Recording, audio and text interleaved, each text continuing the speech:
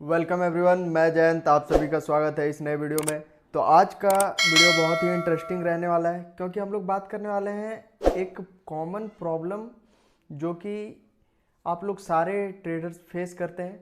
तो वो प्रॉब्लम ये है कि कॉन्फिडेंस नहीं बन पाता ट्रेड सही से। आपको पता होता है कि वो चलेगा, फिर भी आप ट्रेड नहीं ले पाते हो। तो क्योंकि कॉन्फिडेंस नहीं बन पाता। तो इसका मैं बताऊंगा तरीका, जैसे कि आप लोग कॉन्फिडेंस बिल्ड कर पाओगे और एकदम ज़बरदस्त सारे ट्रेड्स चलेंगे। तो वीडियो में पूरे लास्ट तक बने रहें, जिससे कि आप लोगों को सारी चीज़ें समझ में आएगा और कॉन्फिडेंस भी बनेगा अच्छा। तो ये सारे ट्रेडर्स के साथ होता है, मैं भी फेस किया हूँ, आप लोग भी फेस कर रहे होगे। तो अब मैं आप लोगों को बताता हूँ कि क्या क्या प्रॉब्लम होता है जिसके कारण जो है प्रॉब्लम हम लोग ये कॉन्फिडेंस वाला फेस करते हैं, कॉन्फिडेंस नहीं बन पाता। तो क्या होता है कि कभी भी जो है हम लोग जब भी एक ट्रेड लेते हैं तो उसका एसएल पहले ही हम लोगों को डिसाइड कर लेना है। और अगर मैक्सिमम लॉस दिमाग में रहता है तो अपने आप जो है कॉन्फिडेंस बिल्ड हो जाता है कि अरे यार लॉस होगा तो उतना का ही होगा ना, 200 का ही होगा या 300 का ही होगा। तो एक पर्टिकुलर अमाउंट आपके दिमाग में सेट रहना चाहिए कि इससे ज़्यादा कुछ भी हो जाए, इससे ज़्यादा नहीं होना चाहिए लॉस। तो फिर आपका कॉन्फिडेंस अपने आप बिल्ड होने लगेगा। ये सारी चीज़ें आप 1 मंथ फॉलो करो और उसके बाद फिर आप देखो रिजल्ट बहुत ही ज़बरदस्त है। मैंने फॉलो किया इसलिए आप लोगों को बता रहा हूँ। धीरे धीरे कॉन्फिडेंस बहुत ज़बरदस्त बिल्ड होना शुरू हो जाएगा और ट्रेड भी सारे सही होंगे। बट शुरू में आपको वो लॉसेज लेने ही पड़ेंगे, वो कोई नहीं बचा सकता आपको उस लॉसेज से, क्योंकि वो मार्केट का फीस है। अगर आप ऑप्शन में ट्रेडिंग कर रहे हो तो उसको पॉइंट्स में मत कैलकुलेट करो, कैलकुलेट करो कि कितना मनी आपका लॉस हो सकता है और जितना आप लॉस सह सकते हो। वो अगर कैलकुलेट आप मनी में करोगे तो फिर कभी भी आप लोगों को कॉन्फिडेंस वाला प्रॉब्लम एक नहीं होगा। दूसरा और प्रॉब्लम होता है इसलिए कि आप लोग एक अमाउंट लेके आते हो और बहुत सारे ऐसे हैं जो कि रेगुलर इनकम नहीं रहता है और घुस जाते हैं ट्रेड करने। तो क्या होता है कि रेगुलर इनकम नहीं रहता है तो एक दिमाग में डर सा बना रहता है। तो यहाँ पे आपको कुछ अमाउंट पहले मार्केट को देना होगा सीखने के लिए। एक अमाउंट आपके पास रहना चाहिए जिसको आप खोने के लिए रेडी हो। 5,000, 10,000, कुछ भी अमाउंट हो सकता है वो। तो वो अमाउंट आपको जो है रेडी रखना है, 5 से 10,000 रुपया, जो कि आप खोने के लिए एकदम रेडी हो। डेली आपको जाना है एक कंसिस्टेंट एक सेटअप पे, एकदम रेगुलर। आपको लॉस हो ठीक है, डेली लॉस हो कोई दिक्कत नहीं है, डेली लॉस होना चाहिए। और ज़रूरी नहीं है प्रॉफिट भी हो सकता है।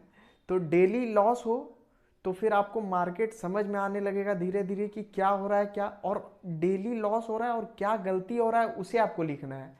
लिख के कहीं पे अपने सामने चिपका दीजिए या फिर कुछ कर दीजिए, तो जिससे कि आप लोगों को समझ में आने लगेगा कि क्या परेशानी हो रही है और उसे रिपीट नहीं करिए। ये हो सकता है, तब फिर इससे आपका लॉस भी कम होगा और कॉन्फिडेंस धीरे धीरे बिल्ड होने लगेगा उस सेटअप पे, क्योंकि आप उस सेटअप पे अच्छे से जान चुके हो उसको कि कहाँ पे ये कैसे वर्क करता है, ट्रेंडिंग मार्केट में कैसे वर्क करता है, साइड वेज में कैसे वर्क करता है। तो ये सारे चीज़ होंगे। उसके बाद फिर आपको इस एक सेटअप पे पहले स्टार्टिंग में ज़्यादा सेटअप नहीं रखना है, एक ही सेटअप रखना है, उस पर कंसिस्टेंट वर्क करना है। मिल रहा है ट्रेड तो लेना है, नहीं तो नहीं लेना है। तो फिर आपको कॉन्फिडेंस बनना शुरू हो जाएगा।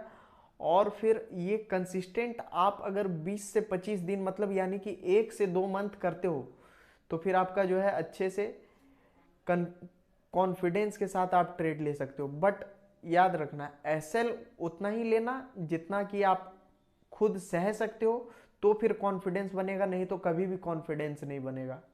और अगर आप एकदम बिगनर हो तो फिर आप क्या करो कि इंट्राडे में स्टॉक से स्टार्ट करो और स्टॉक्स में कोई एक स्टॉक या 4-5 स्टॉक पर्टिकुलर पकड़ लो और उसमें अगर वो आपका सेटअप बनता है तो फिर आप डेली एक एक जो है एसएल आप सेट कर लो कि इससे ज़्यादा नहीं होना चाहिए लॉस, और उस उतना डेली लॉस लीजिए अगर लॉस हो रहा है तो। और प्रॉफिट भी आप सेट कर लो कि इतना होगा तो ठीक है, नहीं तो कोई दिक्कत नहीं है। 20 दिन आराम से, 20 दिन, 1 महीना आपको वो लॉस लेना है, और लॉस लेते ही आपको धीरे धीरे वो अपने आप समझ में आने लगेगा कि कहाँ गलती हो रहा है, क्या गलती हो रहा है। तो 1 मंथ के अंदर आपको ये अपने आप समझ में आने लगेगा कि किधर से क्या करना है।